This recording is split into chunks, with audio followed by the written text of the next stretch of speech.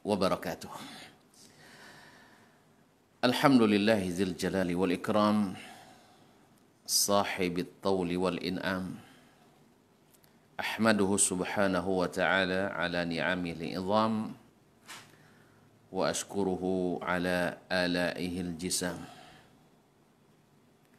Thumma usalli wa usallim ala nabiyyina Muhammadin sayyidil anam wa ala alihi wa ashabihil bararatil kiram wa man tabi'ahum bi ihsanin ma ta'aqabatil layali wal ayyam. Amma ba'du, fa awla ma yuftatahu bihil kalam fi mithli hadzal maqam al-wasiyatu bi taqwallahil malikil 'allam wa ta'ati dzil jalali wal ikrami 'ala ad-dawam, fa inna taqwallahi a'la nasab wa inna ta'atahu aghla muktasab. Inna akramakum 'indallahi atqakum wa tazawwadu fa inna khairaz zadi taqwa wattaqun ya ulil albab. Ma'asyiral kiram, ma'asyiras suwam wal quwam, para jemaah, para pendengar dan pemirsa, bapak-bapak dan ibu-ibu, saudara-saudara dan saudari-saudari, serta adik-adik dan anak-anak yang mendengarkan atau yang menyaksikan dimanapun berada. Alhamdulillah, kita sangat bersyukur kepada Allah di atas taufiknya dan karena inayahnya kita bisa melewati hari-hari bulan Ramadan ini dengan sangat mudah dan insya Allah juga dengan penuh harapan bahwasanya habis gelap terbit terang. Setelah masa susah dan sempit akan ada masa senang dan lapang. Kita berhusnudzan kepada Allah Subhanahu wa taala bahwa ujian yang sedang kita hadapi ini hikmahnya adalah Allah ingin kita lulus dengan sempurna, apalagi di bulan Ramadan ini. Kemudian kita bersyukur kita bisa menyambung silaturahim melalui ilmu yang mudah-mudahan bagi yang sudah tahu adalah untuk mengingatkan. Wa dzakir fa inna dzikra tanfa'ul mu'minin. Dan bagi yang belum adalah insyaallah menambahkan. Semoga Allah mudahkan memahami dan mengamalkannya dalam bentuk praktek dan aplikasi. Ma'asyiral muslimin, ma'asyiral muslimat dirahmati Allah. Ada sebuah hadis dari Nabi alaihi salatu wassalam yang menarik, dan semua hadis Nabi itu menarik,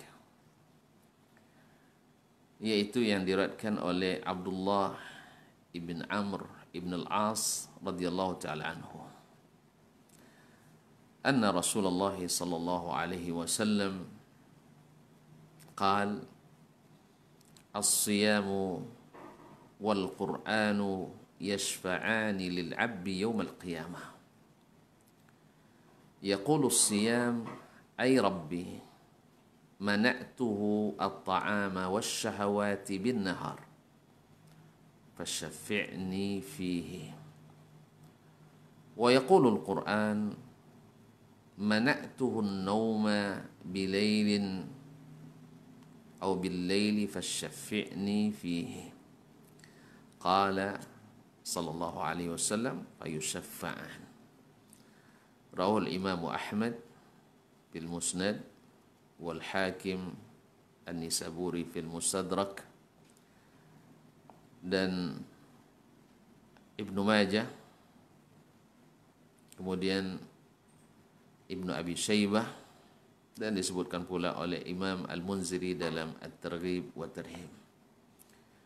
Hadis ini disahihkan oleh Al-Hakim, Syekh Ahmad Syakir dalam Tahqiq Al-Musnad, dan Syekh Al-Albani rahimallahu al-jami' dalam Sahih At-Targhib wa Tarhib. Dari Abdullah ibn Amr ibn al-As radhiyallahu ta'ala anhu, Nabi SAW bersabda, puasa dan Al-Quran memberikan syafaat kepada seorang hamba, atau diizinkan memberikan syafaat kepada seorang hamba pada hari kiamat. Dan kita sangat-sangat butuh syafaat pada hari itu. Yaqulu siyam, berkata puasa, mana'tuhu at-ta'ama wasyahawati bin nahar. Saya telah mencegahnya, menghalanginya dari makan, minum dan syahwat di siang hari. Lalu dia tertegah, fasyafi'ni fihi, maka tolong ya Allah izinkan saya memberikan syafaat kepadanya. Dan berkata pula Al-Quranul Karim, mana'tuhu an-nawma bil-lail. Saya telah mencegahnya dari menghabiskan malam dengan hanya tidur. Maka berikanlah izin untukku memberikan syafaat kepadanya. Nabi berkata, fayusyafa'an, maka keduanya diizinkan Allah Subhanahu wa taala memberikan syafaat. Ma'asyiral muslimin, ma'asyiral muslimat yang dirahmati Allah Subhanahu wa taala, selintas hadis ini adalah memberikan harapan besar bagi orang yang berpuasa dan membaca Al-Quran. Tetapi kalau kita lebih teliti mendalam dan belajar dari Nabi alaihi salatu wassalam, bahwa Nabi alaihi salatu wassalam menjadikan Al-Quran sebagai ramzun najah, yaitu lambang keberhasilan. Bahwa Al-Quranul Karim adalah silatul abdi bi rabbih, tali penyambung antara seorang hamba dengan Rabbnya. Dan as-salaf menyebutkan bahwa diriwayatkan dari Ali bin Abi Thalib radhiyallahu anhu atau Ibnu Abbas radhiyallahu anhuma, bahwa Al-Quran ini adalah ibarat rasail minallah, seperti surat-surat yang datang dari Allah. Dan kita pasti di saat kita cinta dan mengasihi, datang surat-surat dari sang kekasih yang dicinta, maka di saat menerimanya hati kita akan berdebar-debar, jantung kita serasa copot, akal kita seolah-olah terbang ke angkasa saking gembira, dan kita akan membacanya dengan penuh tadabbur, bahkan diulang-ulang sampai dihafal, dan kita akan melipatnya kembali dengan sebaik-baiknya dan ditempatkan di tempat yang terhormat. Dan kalau perlu dibawa kemanapun kita pergi, karena di saat sedih dia menjadi penawar dan obat. Nah, Al-Quranul Karim datang dari yang Maha Kuasa, yang telah berjanji, seperti dalam kajian sebelum ini, ketika Allah Subhanahu wa taala menurunkan Adam alaihissalam dan Hawa, ayah dan ibu kita, karena terpengaruh oleh asy-syaithanir rajim, iblis dan bala iblis alaihi la'natullah, maka Allah ingatkan, faman tabi'a hudaya fala khaufun alaihim wa lahum yahzanun. Dalam ayat lain, faman ittaba'a hudaya fala yadhillu wa la yashqa. Siap faman qulna ihbitu minha jami'an fa imma ya'tiyannakum minni huda faman tabi'a hudaya fala khaufun 'alaihim wa lahum yahzanun. Siapa yang ikut petunjukku maka tidak perlu takut dan khawatir. Dalam ayat lain, faman ittaba'a hudaya fala yadhillu wa la yashqa. Siapa yang tidak mengikuti petunjukku maka dia akan siapa yang mengikuti petunjukku maka dia tidak akan sesat dan tidak akan sengsara. Wa man a'rada an dzikri fa inna lahu ma'isyatan dhanka. Dan siapa yang berpaling daripada mengingatku dari petunjukku tadi maka dia akan hidup dalam kehidupan yang melarat. Dalam ayat sebelumnya, فَأَمَّا الَّذِينَ آمَنُوا, orang yang beriman, فَانْتَبِعَ هُدَيَ فَلَا خَوْفٌ عَلَيْهِمْ وَلَا هُمْ يَحْزَنُونَ وَالَّذِينَ كَفَرُوا وَكَذَّبُوا بِآيَاتِنَا فَأُولَئِكَ أَصْحَابُ النَّارِ هُمْ فِيهَا خَالِدُونَ. Siapa yang kafir dan mendustakan ayat-ayat kami maka mereka adalah penduduk neraka kekal di dalamnya. Ma'asyiral muslimin, ma'asyiral muslimat yang dirahmati Allah Subhanahu wa taala. Semoga Allah melindungi kita semuanya dari segala yang menyesatkan, dari segala yang memalingkan daripada mengikut petunjuk Allah Subhanahu wa taala. Ma'asyiral muslimin, ma'asyiral muslimat, as-sa'imina was-sa'imat yang dirahmati Allah Subhanahu wa taala. Kenapa Allah atau Nabi alaihi salatu wassalam mengikat atau menjadikan antara puasa dengan Al-Quran ada munasabah dan korelasinya? Maka kita katakan bahwa puasa tujuan akhirnya adalah mendapatkan derajat tertinggi yaitu at-taqwa. Berarti puasa, orang yang puasa ingin sukses, ingin an-najah wal falah, sukses mencapai tujuan tersebut. Maka apa yang harus dia lakukan?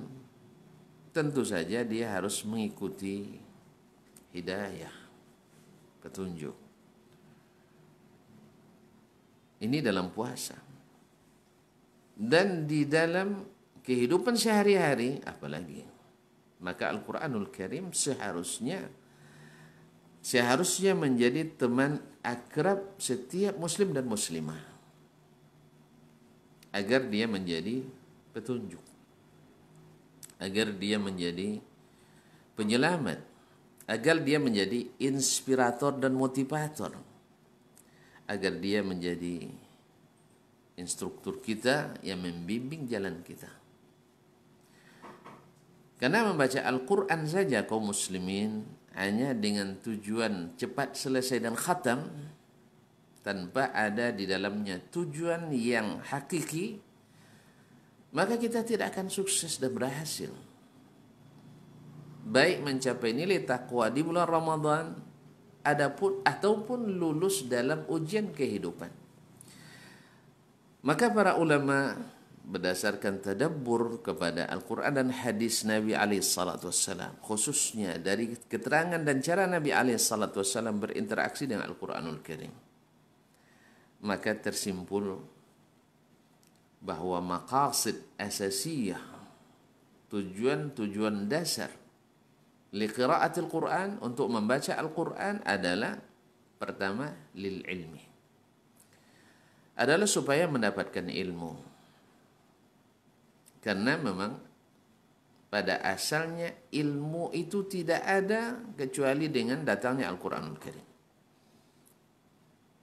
Karena selain itu adalah pengalaman-pengalaman, hasil pemikiran, dan tidak menentukan benar salahnya sesuatu. hak batilnya dalam timbangan Allah Subhanahu wa taala. Lalu Allah berikan ilmu ini yang sebesar-besarnya adalah Al-Qur'an. Dan ingat, siapa yang mengambil ilmu ini langsung daripada sumbernya yang asli, yaitu Al-Quran dan Sunnah Nabi alaihissalam, seperti kata Imam Ibnul Qayyim, man akhadzal ilma min ainil ilmi thabat.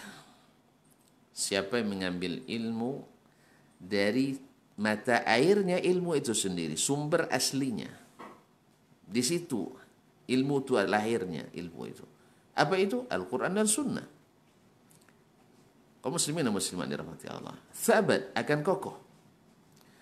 Tapi siapa waman akhadzal ilma min jarayanihi, siapa yang ngambil ilmu daripada alirannya, dari arus-arus yang ada setelahnya, aliran sungai. Tuan-tuan tahu sendiri kaum muslimin dan muslimat, saya sering mengibaratkan, semakin jauh dari asalnya lahir ilmu itu, dalam hal ini Al-Quran turun di Makkah dan di Madinah, semakin jauh ibarat mata air, semakin keruh. Karena air selalu lewatnya membawa sampah atau membawa lumpur. Dan memang biasanya di daerah delta lebih subur, banyak tanamannya. Karena banyak membawa aliran-aliran di dalamnya. Makanya ketika ada di Indonesia ini, negeri kita tercinta ini, semoga Allah selamatkan, sampai hari ini perkembangan aliran menyimpang tetap semakin banyak. Kenapa? Karena jauh. Disinilah kita penting kaum muslimin untuk mengembalikan umat kepada sumber yang jernih ini. Tapi memang yang sudah terlanjur hanyut susah untuk ditolong. Dan bahkan memanggil, dan kadang-kadang yang menolongnya tercebur pula ke air dan hanyut. Yang mencoba untuk mendekatinya dan menarik tangannya, karena derasnya arus akhirnya terhanyutkan juga.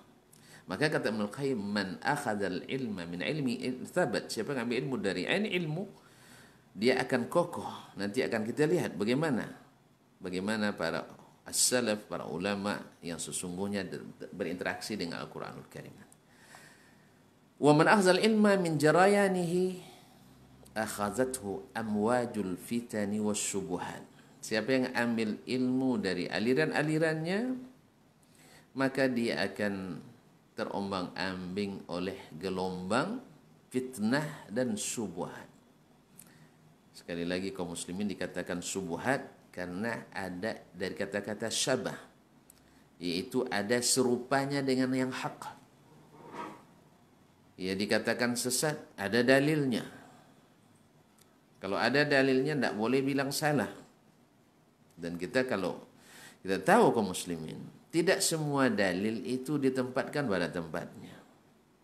Dan tidak semua dalil yang disebut itu sahih adanya. Makanya di sini kita penting untuk kembali ke sumber aslinya. Karena siapa yang ngambil dari jarayan, dari aliran-aliran, maka dia akan terpengaruh oleh fitnah syubhat dan syahwat.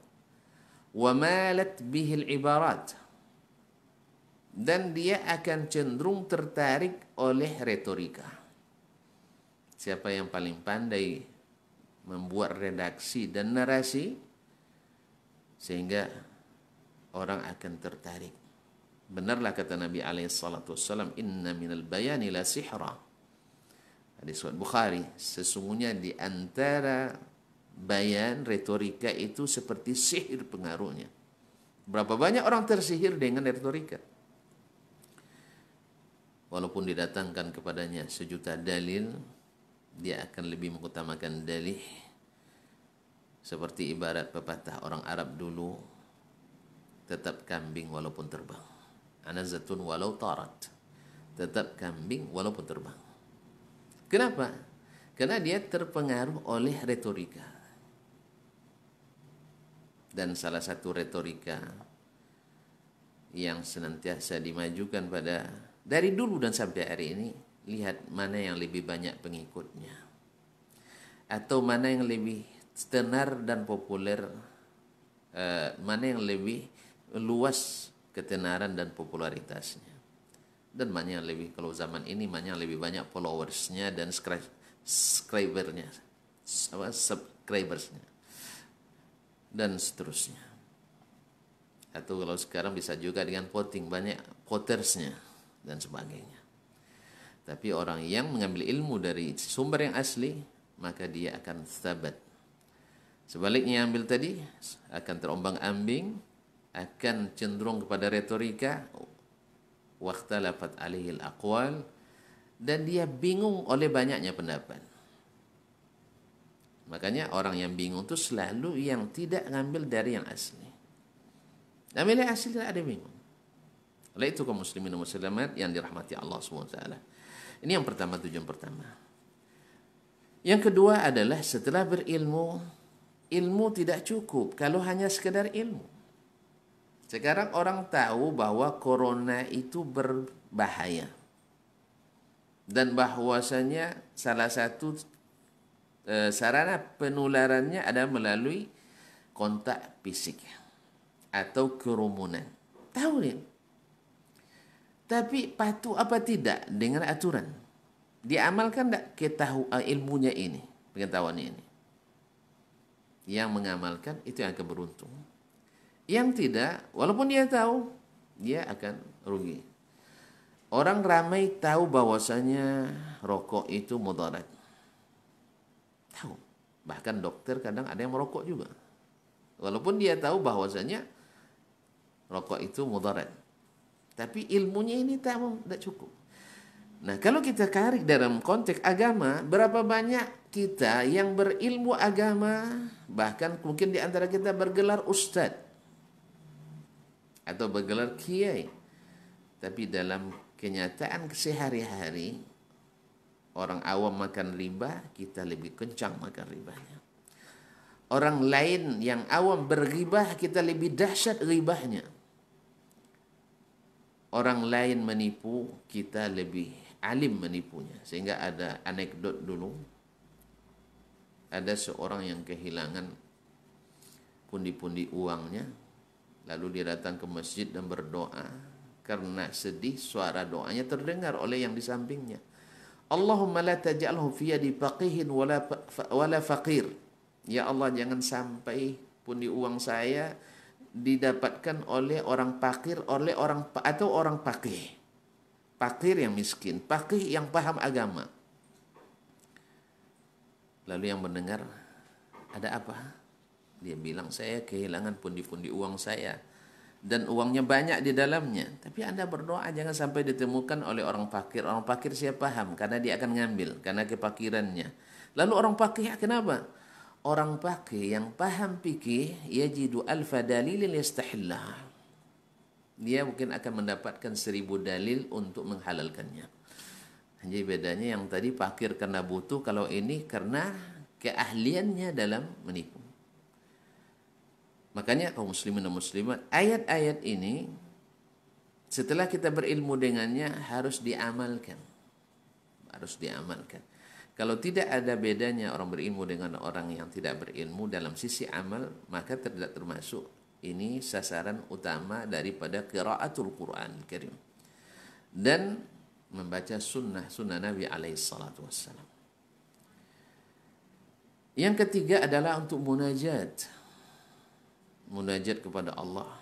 Imam An-Nawawi rahimahullah ta'ala mengatakan watarajjah inda aktsari ahli ilmi, di antara sebagian besar ahlul ilmi, bahwasanya afdalul zikri, sebaik-baik zikir itu adalah qiraatul Quran. Seperti dalam At-Tibyan di adabi hamalatul Quran, beliau katakan bahwasanya membaca Al-Quran seutama-utama baca atau zikir. Lebih afdal daripada tahlil, tasbih, tahmid dan takbir. Alasannya apa? Seperti kisah Sahal bin Abdullah Tustari, karena Al-Quran kalamullah. Al-Quran itu adalah firman Allah. Wa huwa sifatuhu. dan dia adalah sifat Allah. Ghairu makhluqin, bukan makhluk. Bukan makhluk. Maka sebagaimana kita nilai sifat Allah sama dengan nilai zatnya. Bagaimana kita membesarkan zat Allah Subhanahu wa taala yang maha besar, kita juga mengagungkan sifat Allah yang maha besar. Ma'asyiral kiram, ma'asyiral suwam wal quwam yang dirahmati Allah. Jadi kita bermunajat kepada Allah dengan Al-Qur'anul Karim. Nah, yang keempat, di antara maksud utama dalam membaca Al-Quran dan mentadabburinya adalah as-sawab, mengharapkan pahala. Subhanallah. Ramadan seluruh amal ditingkatkan. Pahalanya, bonusnya. Al-Quran mengatakan Nabi, di antara keutamaannya adalah iqra'ul Quran. Man qara'a atau man tala atau man qara'a harfan min kitabillah falahu asyru hasanat. Falahu hasanah wal hasanatu bi asyri amsalihha. Siapa yang membaca satu huruf dalam Al-Quran, baginya satu hasanah, dan satu hasanah itu dilipat gandakan jadi 10. Wala aqulu alif lam mim harf. Saya tidak mengatakan alif lam mim itu satu huruf. Walakin alifun harf, wa lamun harf, wa mimun harf. Tetapi alif adalah satu huruf, mim satu huruf, lam satu huruf, dan mim satu huruf. Dan masih banyak lagi dalil-dalil tentang pahala membaca Al-Quranul Karim yang didapatkan. Di antaranya adalah bahwa orang yang ahli membaca Al-Quran ma'al kiramil bararah, bersama malaikat yang mahir, yang sangat banyak berbaik. Ini maksud yang keempat asasi dalam baca Al-Quran. Pertama ilmu, yang kedua diamalkan, yang ketiga munajat, yang keempat mendapatkan pahala. Yang kelima, kaum muslimin dan muslimat dirahmati Allah SWT, untuk istisfa, itu untuk menyembuhkan, baik secara fisik maupun psikis. Orang yang dalam keadaan sakit, membaca Al-Quran menyembuhkannya. Makanya di saat wabah ini, maka dianjurkan kita untuk banyak baca Al-Quran. Karena Al-Quran syifa'un linnas, menjadi penyembuh bagi manusia. Ada seorang ibu yang memiliki anak yang komplikasi. Kalau tidak tahu, seperti yang diceritakan Syekh Abdullah Tayyar, dia katakan bahwasanya tidak kurang dari 7 dokter spesialis yang menangani anak tersebut, tambah dokter anestesi dan lainnya, dan semua sudah angkat tangan. Tidak ada lagi, tapi sang ibu yang setia menunggui dan menemani setiap hari. Dia berkata, Allahu syafi, Allah yang menyembuhkan. Wa idza maridtu fahuwa yashfin. Apabila aku sakit, dia yang sembuhkan. Azhibil bas rabban nas, anta syafi, la syifa illa syifa. Apa yang dilakukan oleh sang ibu? Di antaranya adalah tangannya tak lepas-lepas memegang Al-Quranul Karim kecuali di saat halangan. Dan bibirnya, lidahnya selalu basah dengan membaca Al-Quranul Karim. Subhanallah. Dengan izin Allah, karena dokter angkat tangan, anak dibawa pulang, tetapi Allah berbicara, Allah berkehendak. Innama amru iza arada sya'an yaqula lahu kun fayakun. Hanya dia kata kun, sembuh-sembuh. Dengan izin Allah, bacaan Al-Quran inilah yang pertama mengobati kesedihan sang ibu, dan dengan izin Allah menyembuhkan sakit sang anak. Ibunya dengan membaca Al-Quran bertambah yakin, dan anaknya dengan mendengar bacaan Al-Quran dan doa ibunya ini bertambah sehat. Dan Alhamdulillah sehat kembali. Singkat cerita, sang ibu hamil kembali karena dia masih ibu muda. Tapi Masya Allah, ibu yang bertakwa, yang beriman dan taat pada Allah SWT. Dia kan ketika hamil dan lahir anak yang kedua, sang abang yang tadi diponis sudah tidak mungkin sembuh lagi, sehat walafiat. Ketika datang ke dokter anak, yang dulu salah satu tim dokter yang menangani sang abangnya. Lalu sang dokter kan tahu ini anak keberapa. Lalu dikatakan, ini anak yang pertama dulu. Iya. Subhanallah. Subhanallah. Allahu Akbar. Jadi kaum muslimin dan muslimat, Al-Quran adalah penyembuh. Demikian juga menyembuhkan psikis kita. Segala subuhat yang menggayut dalam jiwa seseorang, kalau dia sering bawa Al-Quran, baca Al-Quran dengan tadabbur, subuhat itu akan sirna dengan izin Allah. Tapi dengan syarat. Dengan syarat. Seperti para sahabat dan para tabi'in membaca Al-Quran, beriman pada Al-Quran. Seperti kata riwayat Imam Muslim dari sahabat Jabir atau Abu Sa'id Al-Khudri, kunna nata'allamul iman qabla an nata'allamal Quran. Kami dulu belajar dulu beriman sebelum belajar Al-Quran. Beriman dulu pada Al-Quran. Insya Allah segala subuhat itu akan sirna. Nah, disinilah kenapa para ahli Al-Quran, para ulama sunnah wal jamaah selalu memanggil umat untuk langsung kepada Al-Quranul Karim, yaitu mentadabburinya. Tidak seperti sebagian ahlu al-ahwa was-subuhat yang membesar-besarkan masalah kalau langsung ke Al-Quran kita akan tersesat, salah paham. Inna lillahi wa inna ilaihi raji'un. Nanti kita dengarkan pernyataan ulama kaum muslimin. Allah menyebut Al-Quran, faman tabi'a hudaya, atau dalam syahrul Ramadan allazi unzila fil Quran hudan linnas. Nas semuanya, bukan hanya yang berilmu saja. Orang-orang jahiliyah dulu belum punya ilmu, baca Al-Quran dapat hidayah dia. Wa bayyinati minal huda wal furqan, dan menjadi penjelas. Menjadi penjelas. Al-Quran itu jelas. Maka berkata Abdullah bin Abbas radhiyallahu taala anhu, yang kita sebut sekarang, bahwasanya Al-Quranul Karim tafsirnya terbagi 4. Tafsir Al-Quran itu terbagi 4 menurut Abdullah bin Abbas radhiyallahu taala anhu.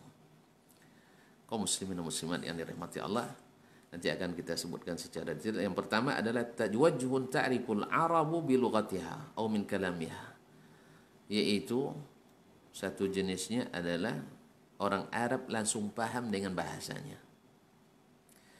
Wa tafsirun la yu'zaru ahadun bi jahalatihi, yaitu tafsir yang seorang pun tak dibolehkan tidak mengetahuinya. Artinya sekali baca tidak mungkin tidak tahu, tidak paham maknanya. Wa tafsirun ya'lamul ulama, dan tafsir yang hanya diketahui oleh para ulama. Dan yang keempat, yang terakhir adalah tafsirun la ya'lamu illallah, dan tafsir yang tidak diketahui kecuali oleh Allah Subhanahu wa taala. Nah, kebanyakan tafsir Al-Quran itu adalah jenis pertama dan kedua, yaitu orang Arab langsung paham, dan tafsir yang siapapun baca dalam bahasa apapun langsung paham.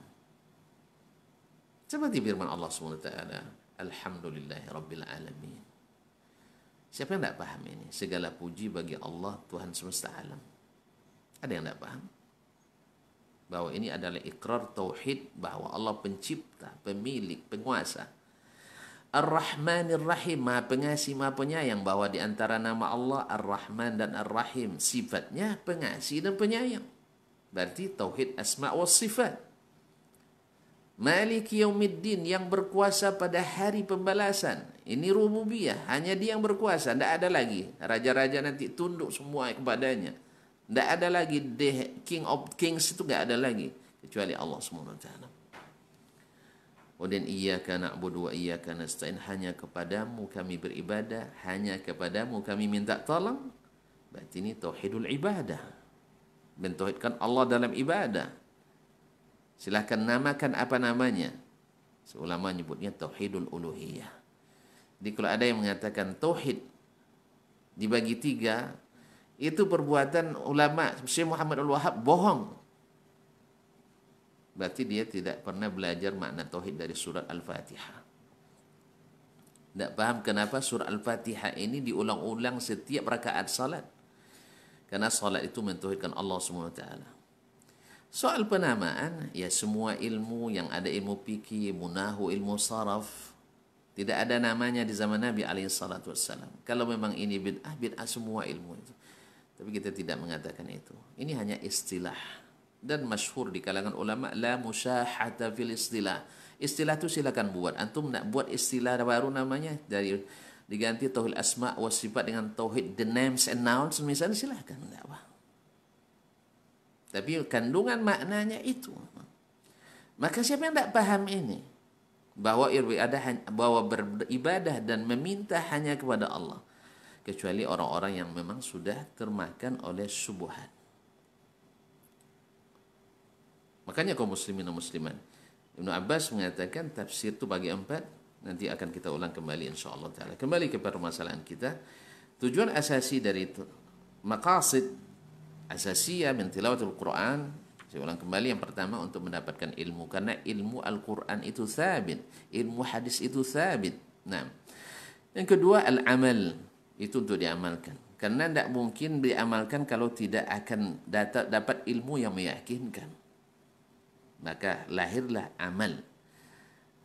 Dan kita lihat sendiri, orang yang rajin mengamalkan isi Al-Quran dan isi hadis Nabi adalah orang yang tidak terpengaruh oleh pemikiran di luar keduanya, bercanggah dengan keduanya. Tapi kalau sudah masuk pemikiran yang bercanggah dengannya, maka akan ditinggalkan. Oleh itu kaum muslimin dan muslimat yang dirahmati Allah.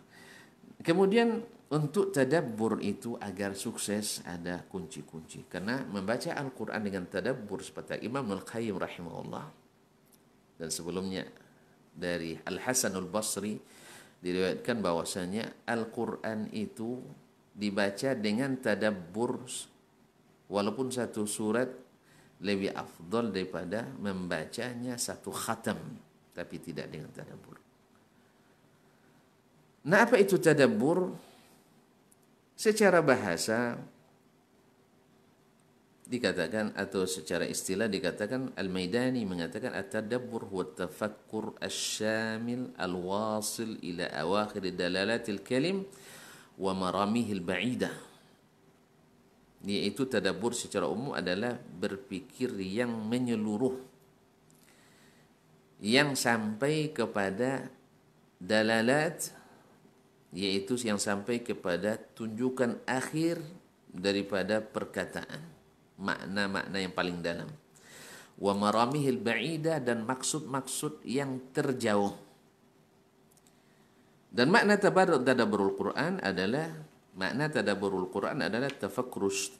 tafakkur wa ta'ammul bi ayatul Quran, yaitu berpikir, memikirkan dan menghayati ayat-ayat Al-Quran, min ajli fahmihi, untuk memahaminya, wa idraki ma'anihi, dan sampai kepada makna yang dimaksud, wa hikamihi, dan hikmah-hikmahnya, wal muradi minhu, dan apa yang dimaksud dari Al-Quran.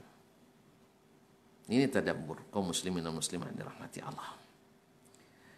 Kemudian antara tadabbur dengan amal adalah hubungan kausalitas. Semakin dahsyat tadabbur seseorang, semakin kuat amalnya. Walaupun dia tidak mengklaim tadabbur, tapi kuat amalnya, berarti dia sudah tadabbur Al-Quran. Tapi kalaupun orang sibuk meneliti ke labor, mencari ijazul ilmi Al-Quran, tapi tidak mengamal Al-Quran, berarti tadabburnya nggak sukses. Makanya tidak sedikit di antara ulama kontemporer hari ini, ya, tidak menyukai, dalam tanda petik, tidak menyukai terlalu mendalam mempelajari ijazul ilmi dalam Al-Quran, seperti mempelajari sayap lalat, mempelajari apa yang ada di dasar lautan.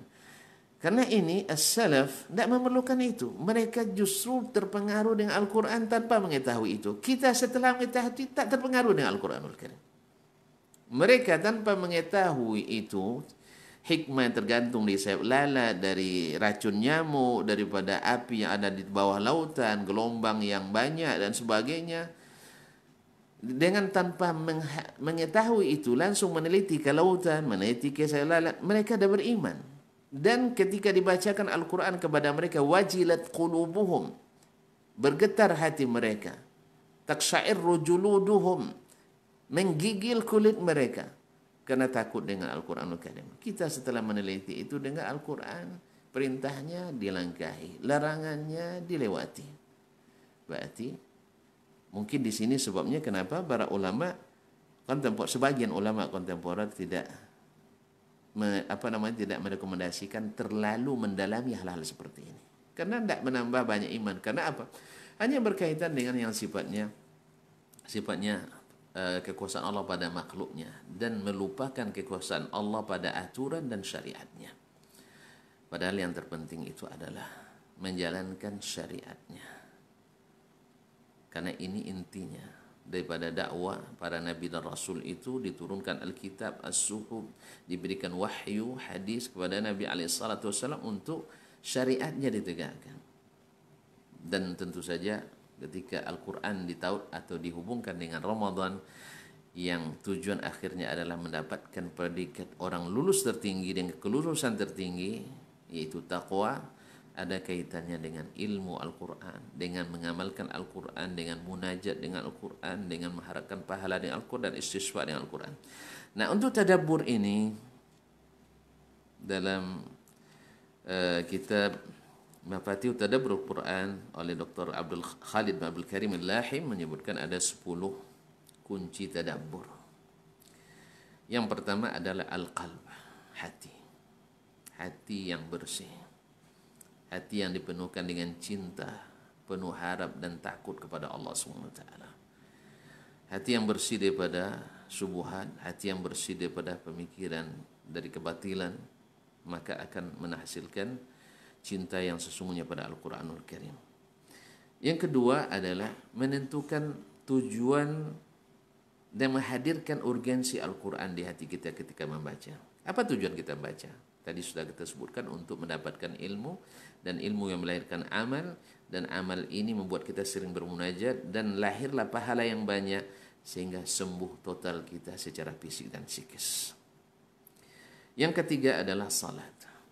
Salah satu cara tadabbur Al-Quran adalah dengan membawanya dalam salat. Dan tentu saja yang paling bagus adalah di waktu salat malam. Maka masuk kunci yang keempat adalah di lail, yaitu malam hari. Yang kelima adalah usbu', yaitu harus ada pengulangan dari bacaan kita dalam waktu-waktu tertentu. Apakah hizibnya ditentukan dalam sepekan kita khatam dan seterusnya. Kemudian hifz, sebab ketika dalam diri kita ada hafalan, berarti tandanya kita cinta. Kita katakan tadi ini adalah surat cinta, surat dari Allah yang mencintai kita supaya kita selamat. Nah, kalau orang yang mencintai surat itu diulang-ulang, akhirnya hafal olehnya. Bahkan dia berusaha untuk menghafalkannya. Karena kata-katanya indah, penuh dengan hikmah, penuh dengan harapan, penuh dengan janji yang ditepati.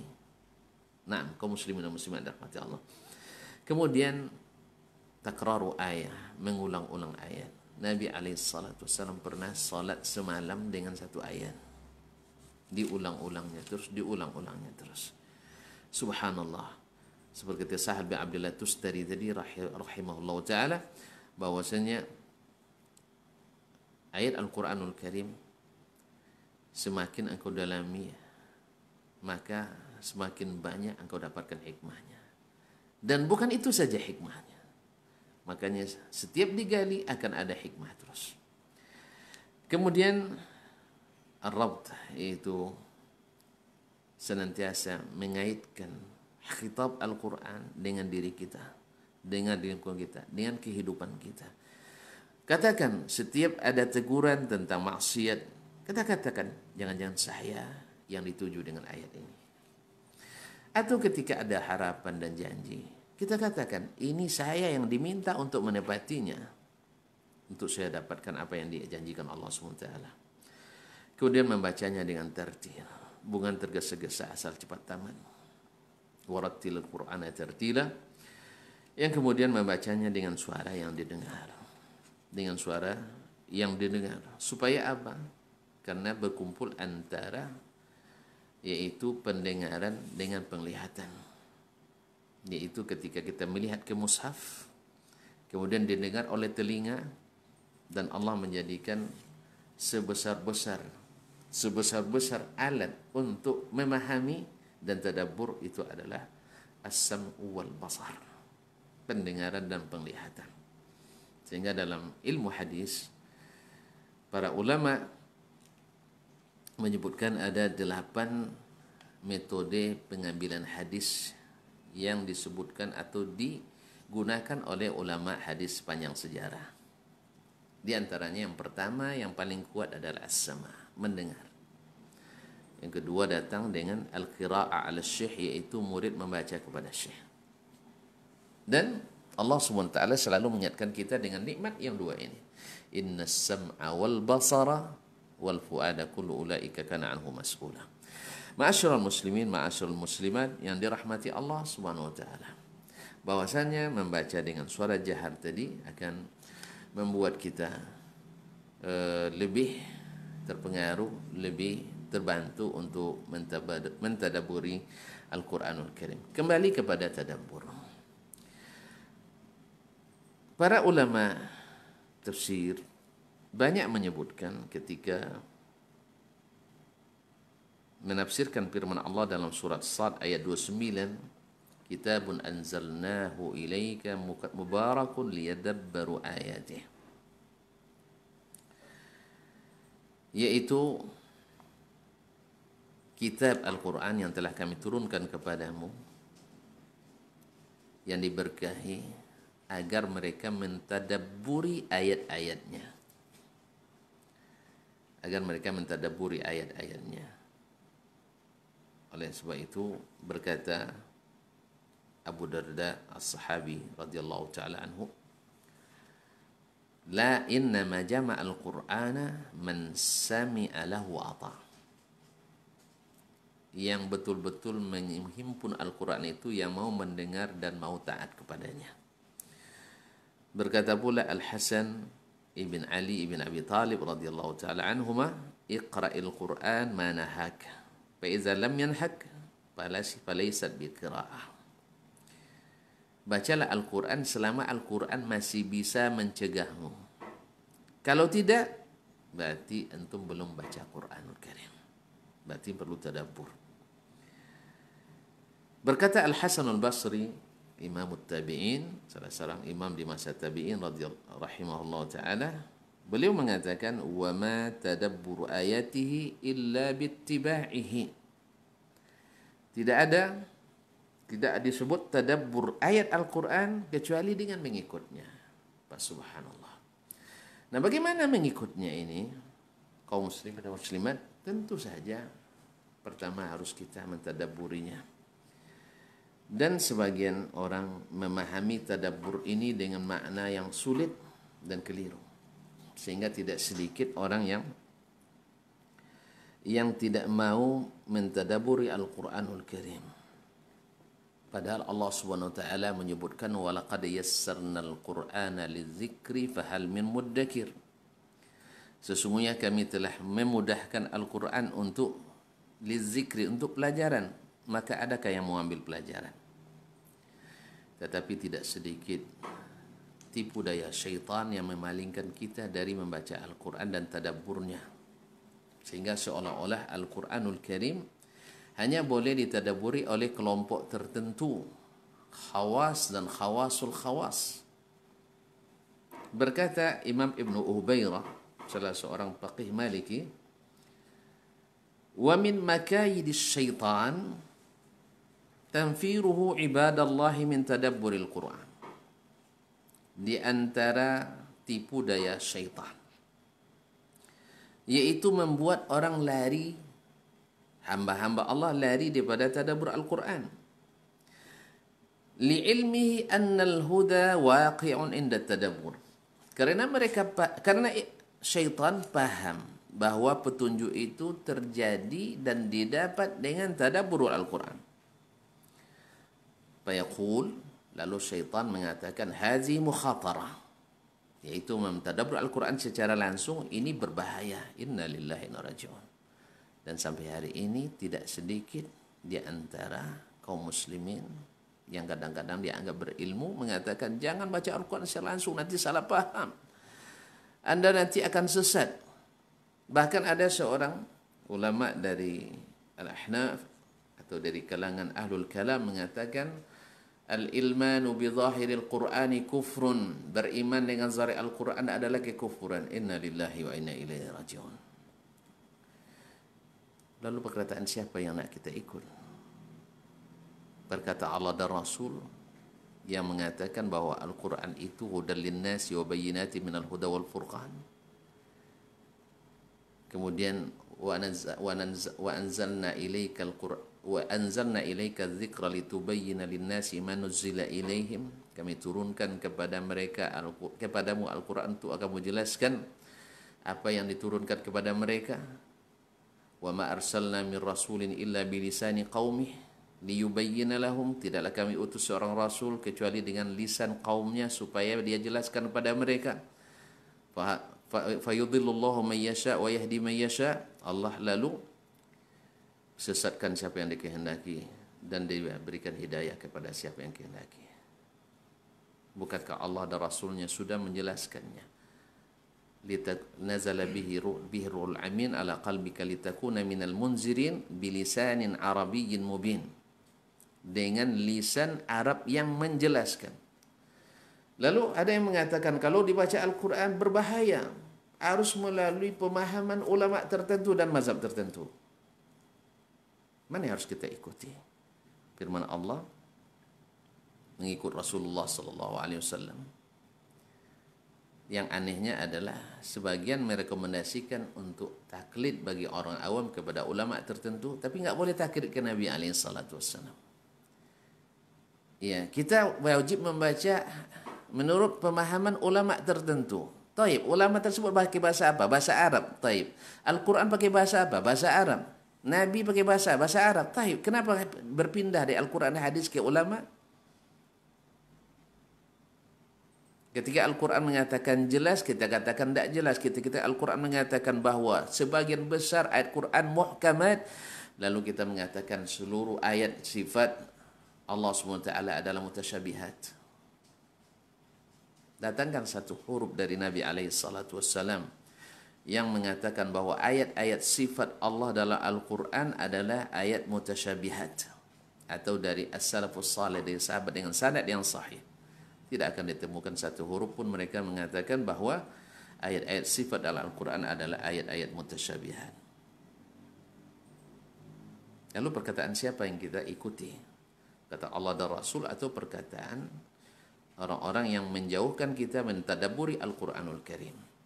Ma'asyiral muslimin, ma'asyiral muslimat dirahmati Allah.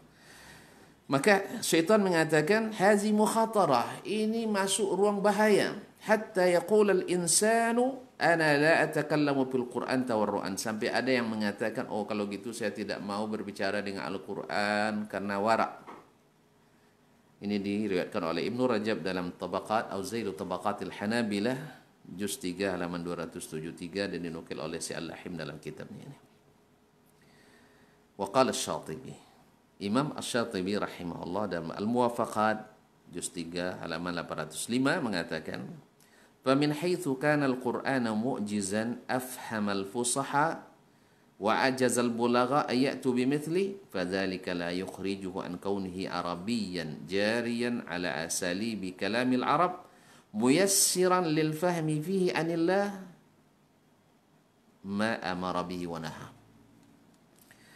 Al-Quran walaupun dari satu sisi dia adalah mukjizat yang telah menutup mulut para fusaha, ahli-ahli fasih bahasa Arab, wa ajazal bulagha, dan telah melemahkan para ahli-ahli balaghah, ahli-ahli bahasa yang tinggi di kalangan Arab, sehingga mereka tidak mampu mendatangkan seumpama Al-Quran. Fadzalika la yukhrijuhu an kaunihi arabiyyan jariyan ala asalibi kalamil Arab. Yang demikian itu tidak membuat Al-Quran keluar dari bahasa Arab itu sendiri yang dipahami langsung oleh mereka. Makanya kaum muslimin dan muslimat dirahmati Allah, bahwasanya orang-orang Arab dulu tidak memerlukan tafsir karena mereka paham, karena itu yang dituju, bahasanya bahasa yang dengan zahirnya, bukan bahasa yang tergantung dah kemana-mana takwilnya. Nah, bahwa mukjizat Al-Quran secara bahasa tidak mengeluarkannya daripada tidak bisa dipahami kecuali oleh orang yang ahli tafsir, tidak.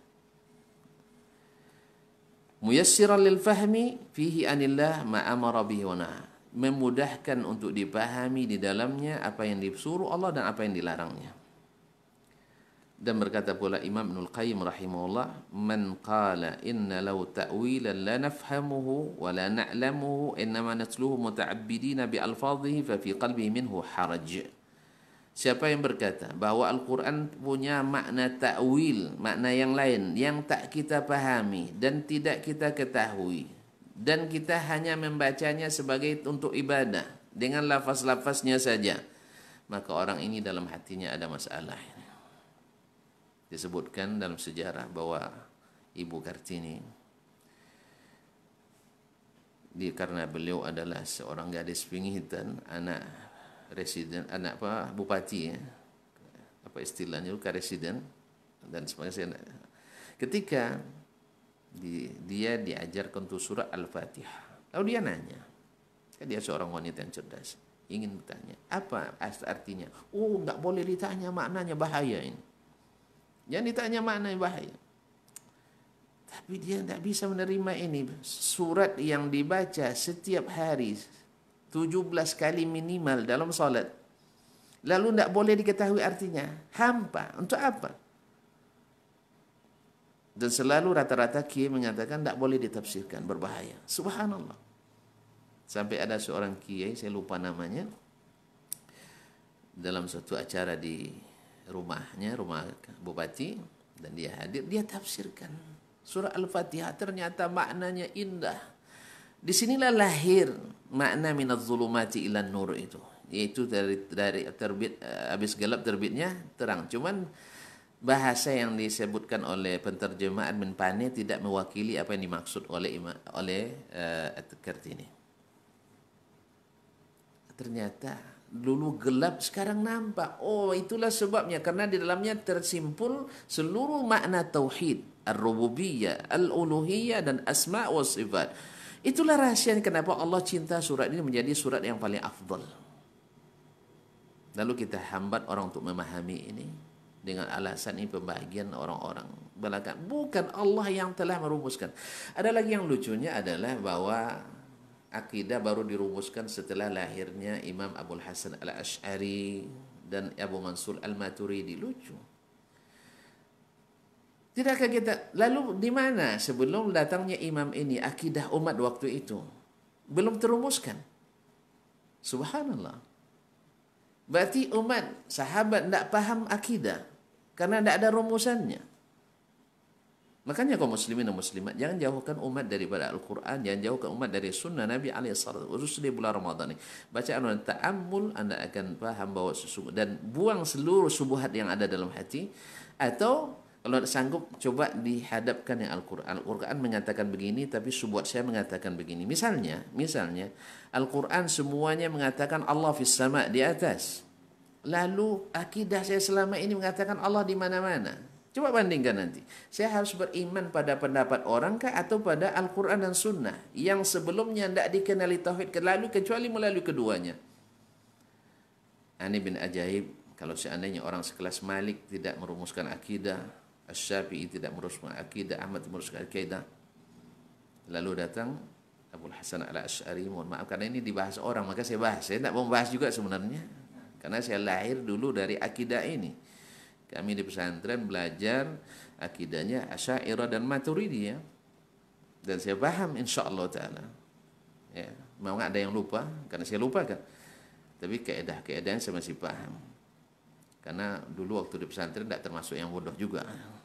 Pintar betul tidak. Tapi lumayan lah, ada juga juara umum. Nah, tapi kaum muslimin, maaf, astagfirullahaladzim. Jadi kaum muslimin dan muslimat, saya paham. Ketika membaca kitab-kitab yang diklaim sebagai akidah ahli sunnah wal jamaah, selain pada itu tidak. Ini yang masalahnya, klaim yang seperti ini. Kalau seandainya tidak ada klaim, saya tidak katakan ini. Cuma klaim kalau tidak mengikut ini berarti bukan ahlus sunnah wal jamaah. Sampai ada konferensi internasional yang konferensi gagal, yang terpaksa Presiden Chechnya harus minta maaf ke kerajaan Arab Saudi waktu itu karena telah mengumpulkan orang-orang yang sepihak tidak mengumpulkan seluruh kaum muslimin. Ibaratnya kalau bahasa bangkinangnya konferensi sondok-sondok, dipilih-pilih siapa yang diundang yang kira-kira tidak menentang. Sehingga diputuskan bahwa Ahlus Sunnah wal Jamaah yang akidahnya adalah ilmu kalam, kalau ikut Al-Quran dan hadis itu di luar Ahlus Sunnah wal Jamaah. Subhanallah, yang pakai sunnah jadi tidak Ahlus Sunnah, yang tak pakai sunnah jadi Ahlus Sunnah. Kaum muslimin dan muslimat dirahmati Allah.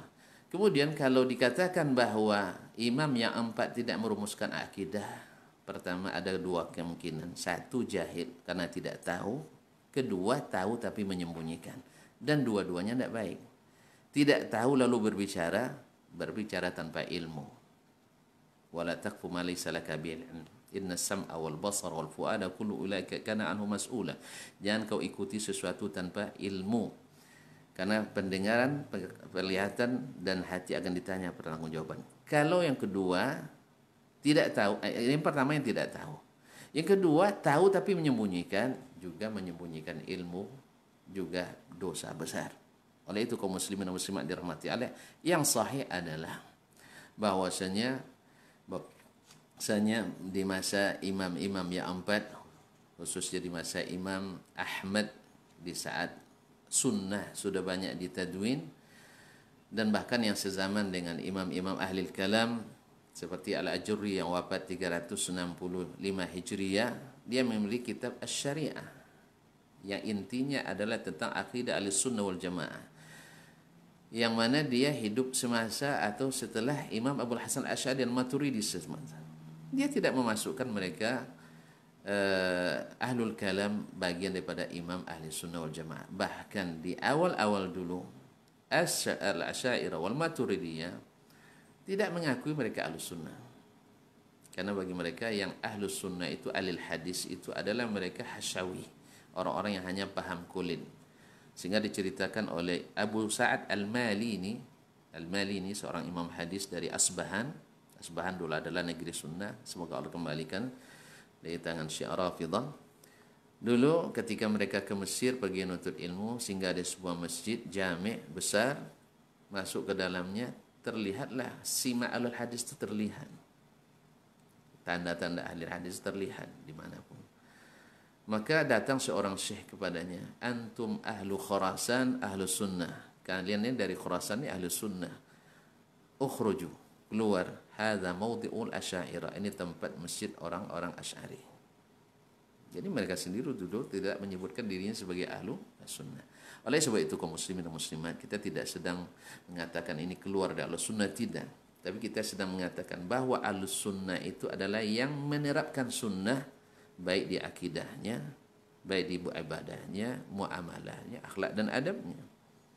Sekalipun orang yang mengaku mengikut as-salafus salih, tapi kalau tidak menerapkan, yes, berarti dia hanya klaim kosong. Nah, kembali kepada perkataan para ulama, As-San'ani menyebut seolah-olah Al-Quran ini seperti gadis pingitan, tidak boleh dikeluarkan kecuali di saat hari-hari raya besar. Pada Al-Quran itu harus menjadi teman hidup pedoman. Lalu kita kembali kepada perkataan Ibn Abbas radhiyallahu ta'ala anhuma, yang mengatakan tafsir itu sehingga kita tidak takut lagi untuk membaca Al-Quran, mentadabburinya. Siapa yang pandai baca dan menulis, silahkan pegang Al-Quran, tadabbur ayat per ayat. Sebab kata Ibn Abbas, tafsir itu ada 4. Ada 4. Yang pertama adalah yang dipahami oleh orang Arab langsung. Yang paham bahasa Arab langsung paham. Misalnya perkataan Alhamdulillahirabbil alamin, jelas segala puji bagi Allah Rabb semesta alam. Berarti Allah Rabb semesta alam. Adapun makna yang lebih mendalam, ya kadang-kadang kita tidak dituntut untuk mengetahuinya. Hikmah-hikmah di balik itu. Yang penting kita sudah beriman Allah pemilik. Ini tauhid rububiyah. Ar-Rahmanir Rahim, kita beriman Allah punya nama. Ar-Rahman, Ar-Rahim. Kemudian punya sifat pengasih dan penyayang. Tentang tafasil perinciannya ini bagian yang lebih untuk tulabul ilmi. Bagi orang awam ini sudah cukup. Iyyaka na'budu wa iyyaka nasta'in, hanya kepadamu kami beribadah, hanya kepadamu kami minta tolong. Ihdinas siratal mustaqim. Semuanya. Makanya Imam Al-Ghazali rahimahullah dalam Al-Mustasfa itu kitab Ushulul Fiqh mengatakan tidak boleh berijtihad kecuali yang tahu dan hafal 500 ayat hukum. Berarti di sini dipahami bahwa ayat yang khusus ulama yang bisa memahaminya 500 ayat. Al-Quran berapa ayat? 6.236 ayat. Atau biarlah gampang ngapalnya 6.666. Ini dulu yang kita apa. Tapi yang benar adalah 6.236 ayat. Tadi mana dapat 6666 dulu ya, biar gampang ya, ngapal aja. Tapi baiklah kaum muslimin dan muslimat dirahmati Allah. Ini jenis tafsir. Jadi yang 500 ini bagian ulama. Berarti bagian kita berapa lebih kurang dari 6.000? Berarti 5/6 ini kita bisa pahami langsung. Kalau tidak pandai bahasa Arab, ada terjemahan maknanya. Oleh itu jangan jauhkan umat dari Al-Quran. Karena ini sunnah Nabi alaihissalam, khususnya di Ramadan ini. Nanti kalau sudah kembali pada Al-Quran, oh ternyata Al-Quran itu walaqad yassarna al-Qur'ana ladzikri fahal min muddakir. Al-Quran itu dimudahkan. Makanya tadi saya katakan, kalau seandainya kembali kepada ini, kita akan sabit, kokoh. Berbeda dengan yang mengambil dari aliran-aliran. Bukankah kita membolehkan? Ya, para ulama sepakat bahwasanya kalau bukan mujtahid boleh taklid, sah? Boleh taklid. Taib, bukankah taklid kepada Rasul lebih afdal daripada taklid kepada ulama manapun? Dan padahal mengikut Rasul tiba. Makanya sekarang arahkan umat kepada mengikuti Nabi alaihissalatu wassalam. Karena Nabi berbicara dengan bahasa yang jelas dan transparan. Tidak pakai bahasa ilmu yang disembunyikan seperti sebagian ahli tarekat dan mengatakan, oh kalau nak tahu ilmu ini harus masuk dulu golongan kami. Tidak. Nabi SAW orang kafir pun bertanya, dia jawab. Apalagi orang Islam. Tidak ada ilmu-ilmu khusus yang hanya dipahami oleh khawasul khawas. Al-Quran terbuka untuk umum. Tidak ada kita ketahui Nabi melarang kita untuk membaca Al-Quran dan mentadabburinya. Tapi kalau untuk menjadi ahli tafsirnya tanpa ilmu, ya tidak dilarang oleh Nabi SAW. Kalau tuntun menjadi ahli tafsir tapi tidak hafal Quran, tidak pandai bahasa Arab, tidak pandai kawaid, iya. Kemudian ada pula yang mensyaratkan untuk tadabbur mesti paham naus Arab. Subhanallah, ini ditolak oleh Ansarani kemarin. Dari mana kita dapat ini? Dulu Umar, Abu Bakar, Umar, Utsman tidak pernah mengatakan, oh azam mubtada, ini khabar, ini fi'il fa'il, tidak pernah. Yang penting paham mana. Kalau paham bahasa Arab, walaupun tidak pandai naus Arab. Walaupun pandai naus Arab, tidak paham bahasa Arab, jangan coba-coba menafsirkan Al-Quran. Makanya sebelum kaidah naus Arab ini ada, bahasa Arab itu sudah ada. Jadi jangan kita hukum orang Arab dengan kawaidnya. Kawaid ini untuk mempelajari dan memahami, untuk menyusun kata, bukan untuk mengajar orang Arab memahami bahasanya sendiri. Karena sekarang orang lain nak belajar bahasa Indonesia, lalu dia mengatakan orang Indonesia, kamu salah bahasa kamu. Tidak paham kamu bahasa Indonesia, tidak. Jadi jangan dibalik kaum muslimin dan muslimat dirahmati Allah. Di mana syarat-syaratnya? Yang kedua kata Ibnu Abbas adalah tafsirun la yu'zaru ahadun bijahalati. Tafsir yang tidak seorang pun tidak boleh mengetahuinya. Tidak seorang pun diberi uzur tidak mengetahuinya. Harus paham. Ini kata Ibnu Abbas. Yang ketiga adalah tafsirun la ya'lamuhul ulama. Tafsir yang tidak diketahui kecuali oleh para ulama. Inilah yang tadi yang 500 ayat yang disebutkan oleh Imam Al-Ghazali rahimahullahu ta'ala dari 6.000 lebih. Kaum muslimin dan muslimat dirahmati Allah.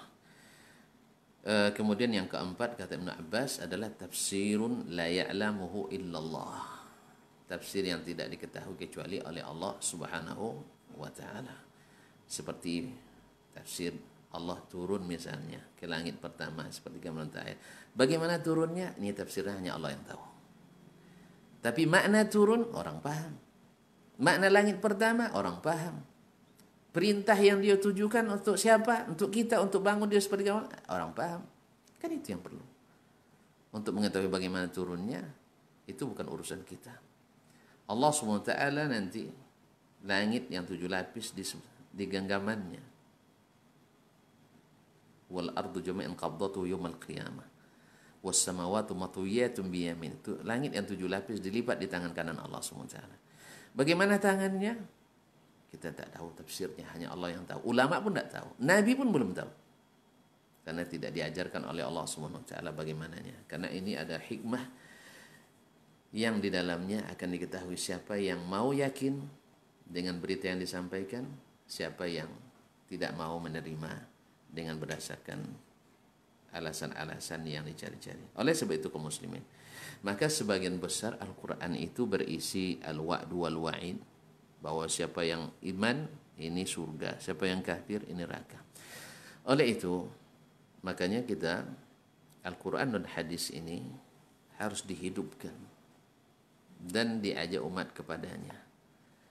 Saya tidak mengetahui ada al-a'immah yang mu'tamad, para ulama ahli sunnah wal jamaah, khususnya ulama yang 4, yang melarang kita untuk kembali kepada dalil secara langsung. Tentu saja maksudnya yang pertama tulabul ilmi. Tulabul ilmi. Adapun orang awam, ya kalau dia tidak paham dia bertanya ke orang berilmu. Bahkan yang penuntut ilmu kalau tidak paham tanya juga kepada ulama. Ulama tidak paham tanya ke Nabi alaihissalatu wassalam. Jadi intinya kembali juga kepada Allah dan Rasulnya sallallahu alaihi wasallam. Soal sekarang banyak perdebatan bagaimana periodisasi akidah seorang imam seperti Abu Hasan Al-Asy'ari rahimahullah ta'ala.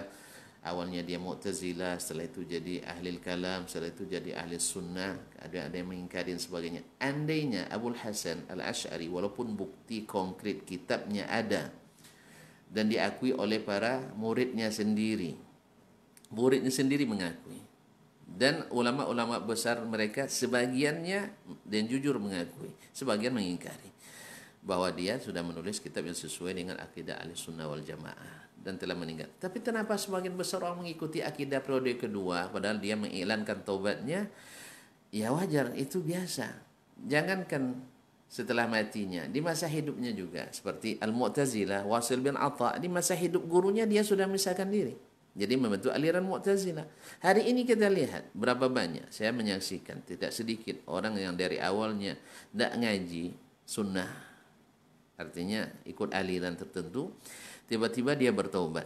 Dia awalnya dia guru besarnya di situ, tapi ketika dia mengaji sunnah Nabi alaihissalam, kembali kepada Al-Quran sunnah menurut pemahaman as-salafus salih, dia dimusuhi oleh murid-muridnya sendiri, sehingga dia sendiri dikucilkan di tempat yang awalnya diangkat. Itulah sebabnya kenapa banyak orang yang tidak mendapat hidayah seperti Heraklius dulu, ketika dia sudah hatinya dah beriman, tapi apa? Dia lihat, ini kalau saya beriman nih orang ini akan membelakangi saya, bahkan mungkin mengucilkan saya, bahkan mungkin membunuh saya. Akhirnya mereka tidak bisa untuk meninggalkan orang banyak tersebut. Akhirnya dikembangkan terus, dan umat rata-rata dijauhkan dari tadabbur Al-Quran dan memahami secara langsung. Dan sampai hari ini masih banyak orang mengatakan jangan pahami Al-Quran secara langsung. Subhanallah. Padahal sebagian besar Al-Quran itu dipahami secara langsung. Seperti kata Ibn Abbas tadi. Mudah-mudahan ini bermanfaat bagi kita.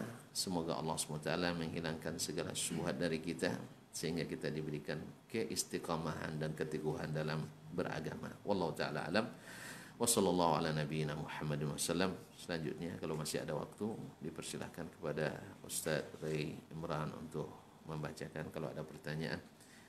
Baik, jazakallahu khairan Ustaz untuk materi kita di kesempatan hari ini. Mudah-mudahan apa yang disampaikan memang bisa menjadi ibroh dan pelajaran untuk kita semua dan bisa kita amalkan dalam kehidupan kita.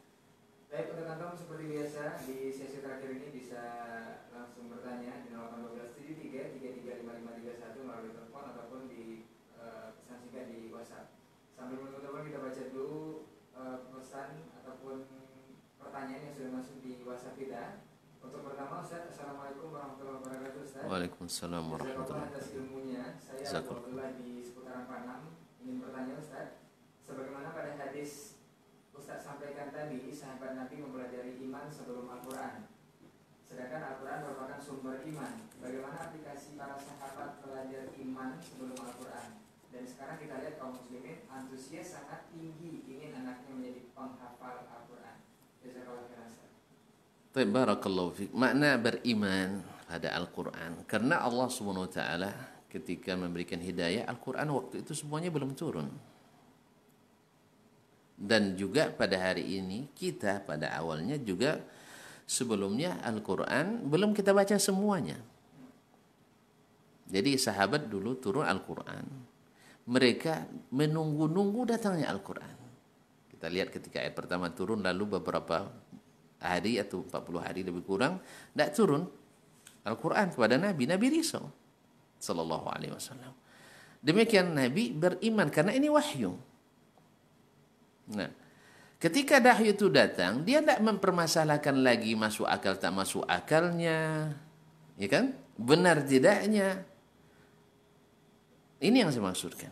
Atau yang masuk oleh mereka. Mereka ketika baca Al-Quran itu seperti membaca sesuatu yang pasti. Kalau itu janji akan ditepati. Kalau itu harapan akan direalisasikan. Bukan PHP. Nah, ini enggak sesuatu yang pasti. Makanya antum kalau baca Al-Quran tidak dengan iman ini enggak masuk. Tidak masuk. Makanya harus salah satu cara tadabbur itu mengaitkan dengan keadaan kita. Sekarang Allah mengatakan yamhaqullahu riba wa yurbis sadaqat. Ya Allah, Allah akan luluh lantakkan riba. Hari ini saya resign. Tidak usah nunggu dulu, waktu lapang dulu. Misalnya, ya bagi yang kurang-kurang, ya Ustaz saya benahi dulu ekonomi, silakan. Nah. Tapi yang penting ada pengaruhnya pada diri antum. Bahwasanya yang membukakan aurat, membiarkan istrinya, dalam hadis disebutkan adalah dayus. Maka di saat dia tahu ini dan beriman kepadanya, pokoknya istri saya harus saya tutup. Tidak mau ditutup dengan kain, ditutup dengan kunci rumah. Misalnya, nah, tentu saja dengan apa yang namanya tadarruj dalam dakwah, beransur-ansur, periode. Masa orang tidak pernah ngaji, wak dulu tiba-tiba langsung dikunci, tidak, bukan itu maksud saya, jangan salah paham ya. Nah, artinya iman mereka kepada Al-Quran, sehingga ketika turun itu dibacakan kepada mereka, tidak ada lagi protes. Ketika terjadi kasus Aisyah difitnah, turun Al-Quran, hilang semua itu dari kaum muslimin. Orang munafik yang memang tidak masuk hitungan memang. Ya, sama ketika datang sunnah kepada kita, datul kita amalkan dan kita lalu dikritik oleh orang-orang yang tidak suka dengan sunnah, ya tidak ada la ibrah. Karena memang mereka bukan pecinta sunnah, pecinta selainnya.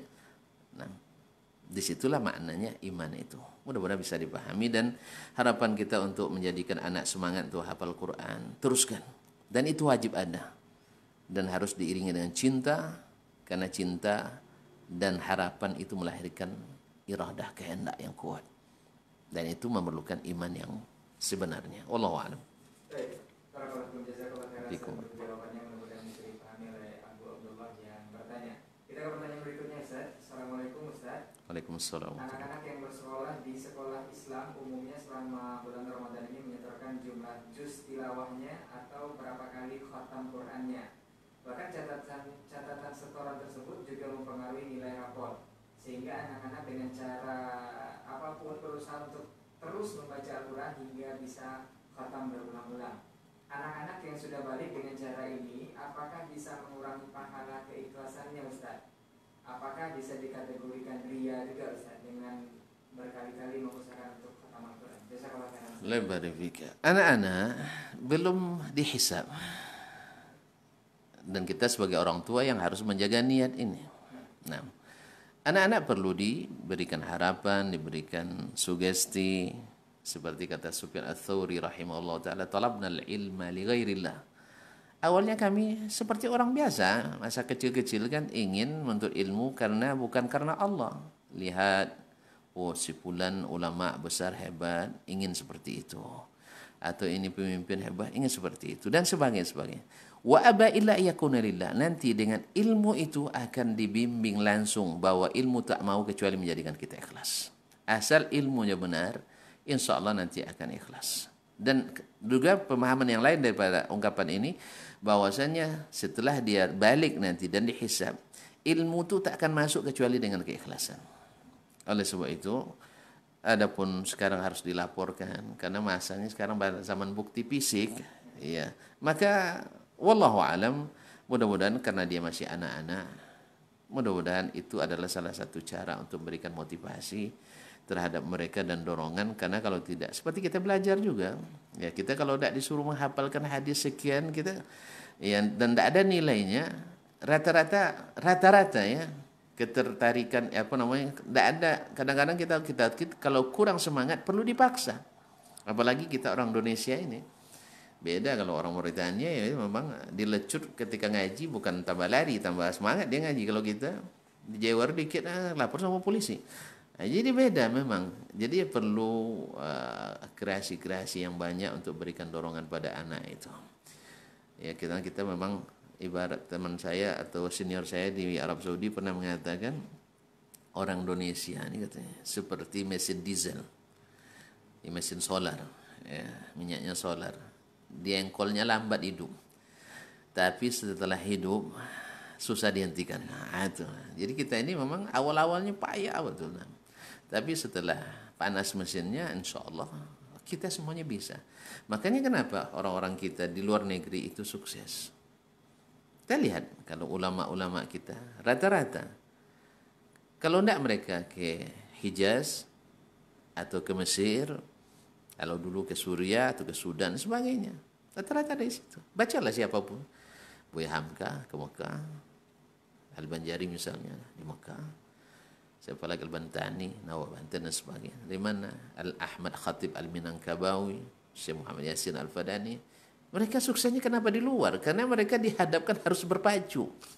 Tapi kalau sempat di Indonesia, mereka ya santai-santai aja. Jadi ulama juga kita walaupun tak banyak belajar gitu ya kan.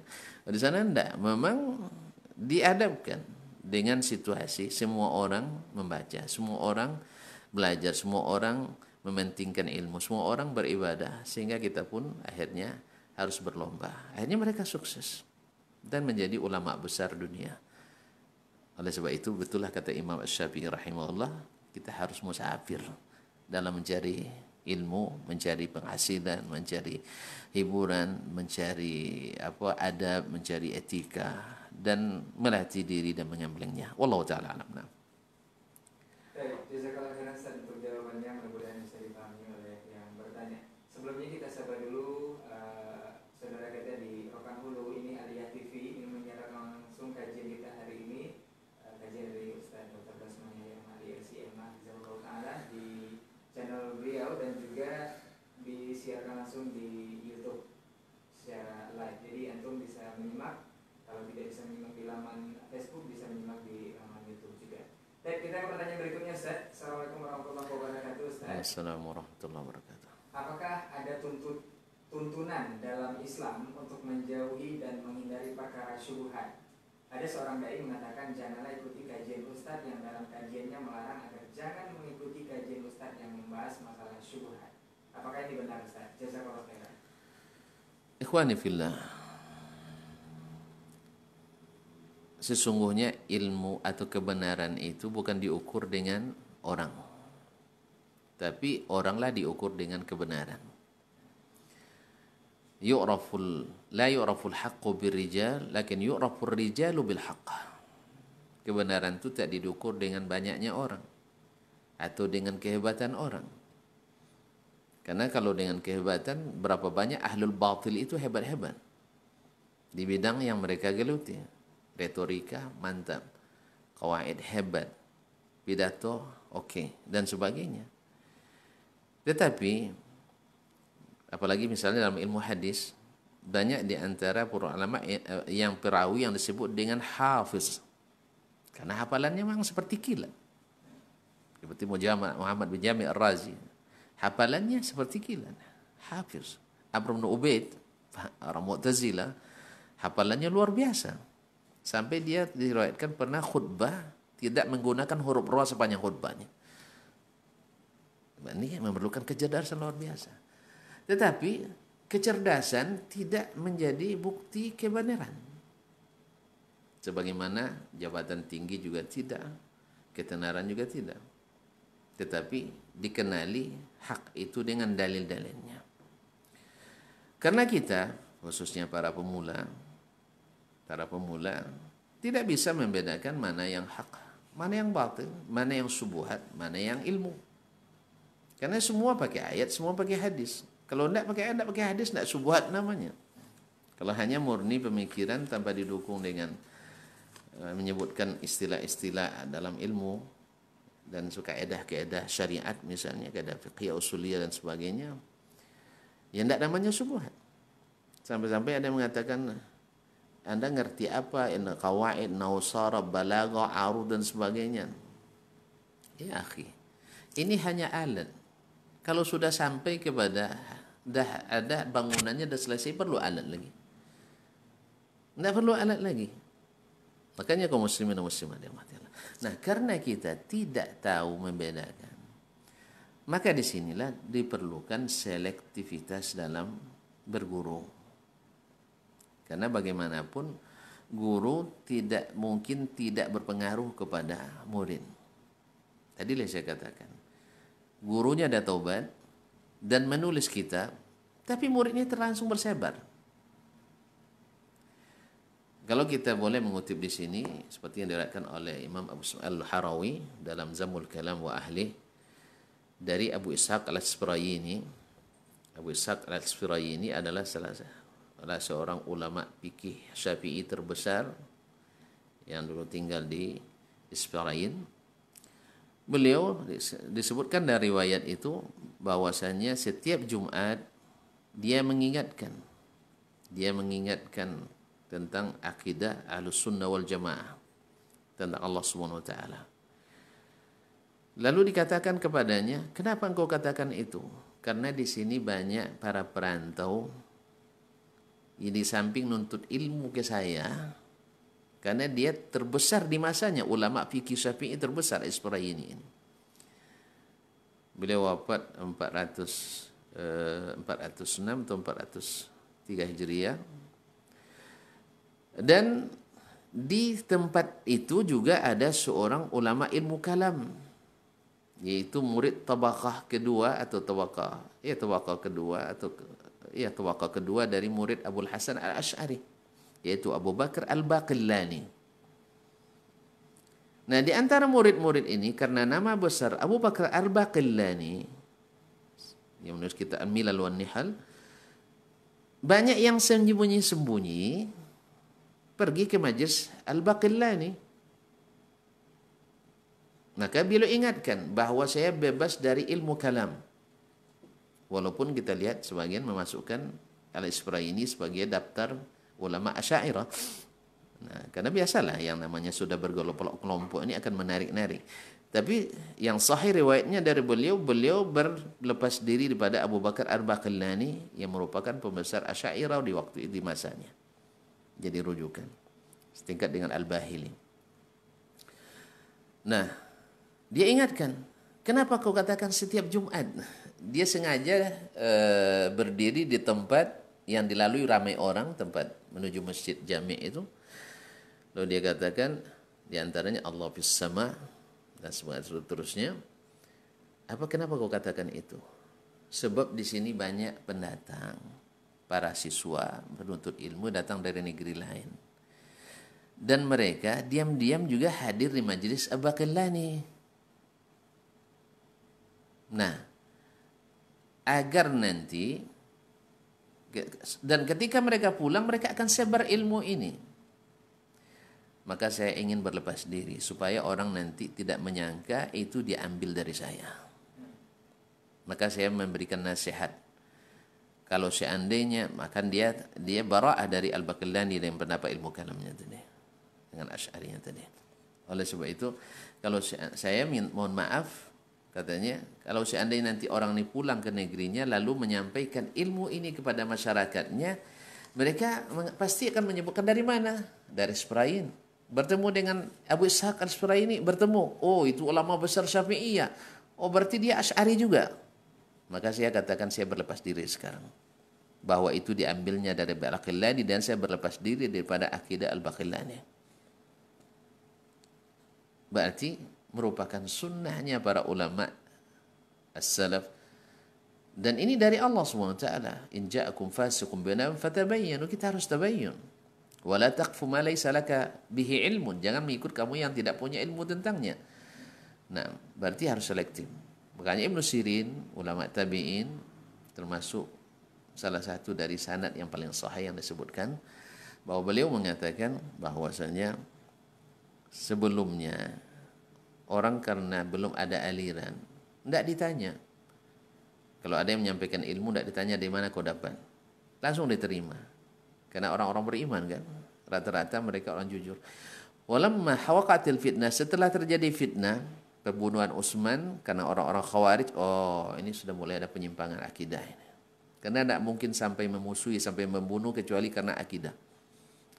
Ya, karena perbedaan. Berarti sudah mulai ada aliran. Maka sejak itu kata Muhammad bin Sirin, setiap ada yang menyampaikan hadis, sammulana rijalakum, sebutkan siapa yang meriwayatkannya. Riwayat saja harus berhati-hati, apalagi pemahaman. Karena riwayat hanya menyampaikan. Kalau pemahaman itu pengamalan, keyakinan. Nah, lebih berbahaya daripada hanya sekedar riwayat. Nah, fayunzar idza kana min ahli sunnah yuqbal hadithuhu. Kalau ahli sunnah diterima hadisnya. Wa in kana min ahli bid'ati la yuqbal hadithuhu. Kecuali kalau dia masuk ahli bid'ah, maka tidak diterima hadisnya. Kenapa bid'ah dengan sunnah dipertentangkan oleh mereka? Mereka paham tidak mungkin menyatukan antara sunnah dengan bid'ah. Susah menyatukannya. Karena Nabi menyuruh pegang teguh dengan sunnah dan mewanti-wanti jangan ikut bid'ah. Cuma anehnya hari ini kita berkoar-koar mengembangkan bid'ah dengan membuatnya nama bid'ah hasanah, lalu menamakan diri sebagai ahlu sunnah. Baik, kalau memang antum suka dengan bid'ah hasanah, pakai nama itu.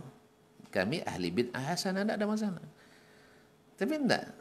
Justru yang bertungkus lumus, sampai dicaci maki, direndahkan, menegakkan sunnah Nabi SAW dalam akidah, dalam ibadah, dalam akhlak, muamalah dan sebagainya, justru dikatakan tidak ahli sunnah, dan yang tidak memakai sunnah dianggap sebagai ahli sunnah. Itu saya akidah, kita lihat. Berapa banyak kita akidah, saya masih punya, yang kami pelajari di pondok dulu. Kemarin saya beli lagi karena yang lama di rumah mak hilang kan, saya beli lagi. Saya nak pastikan bahwa betul tidak akidah ini akidah ahli sunnah. Karena sunnah itu kan sunnah Nabi. Sehingga para ulama akidah dulu menyebut kitabnya dengan kitab sunnah. Karena memang berdasarkan sunnah dan athar.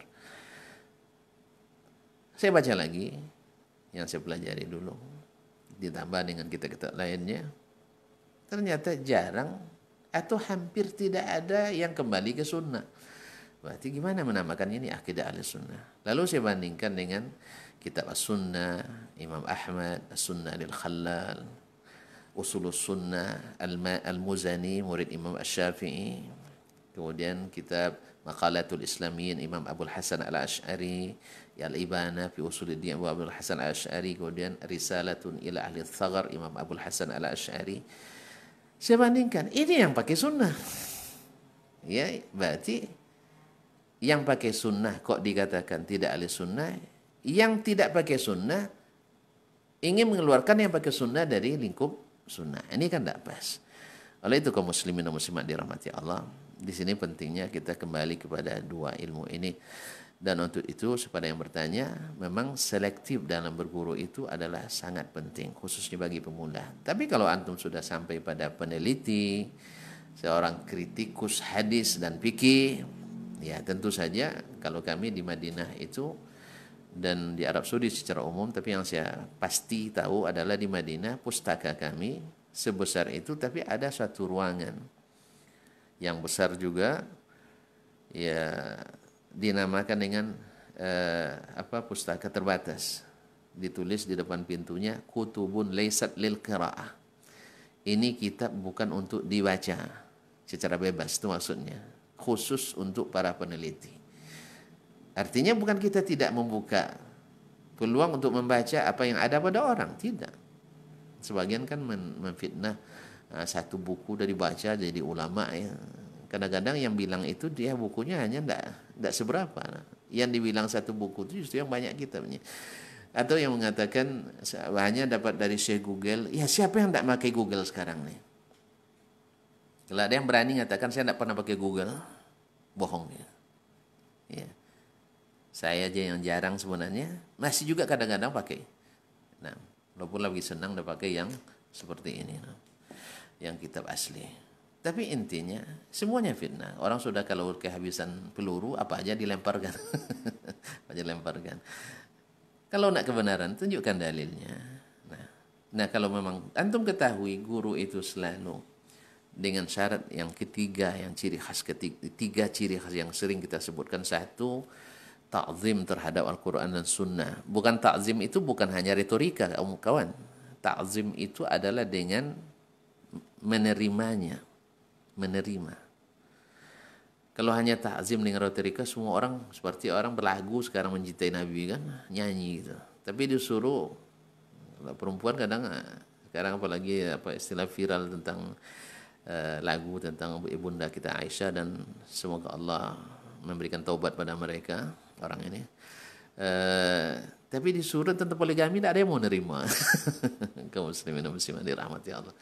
Disuruh untuk ya pokoknya yang sederhana saja, salat berjamaah masih berat sebenarnya. Di mana cinta? Dengan lagu aja.